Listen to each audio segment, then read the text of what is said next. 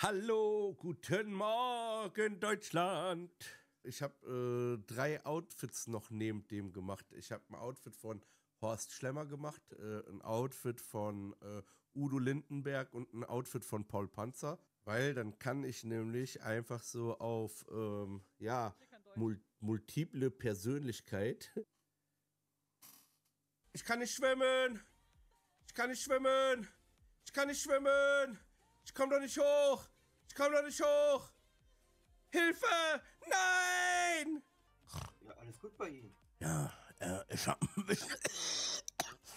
bisschen Husten. Ich kann ja nicht schwimmen. Ich bin da oben runtergefallen. Wissen Sie das? Ja, richtig. Ich habe so eine multiple Persönlichkeitsstörungen. Manchmal kommt der Horst in mir durch, weißt du? Deswegen, mein Name, ich stelle mich mal vor, ich bin der Alfie Horst Lindenpanzer.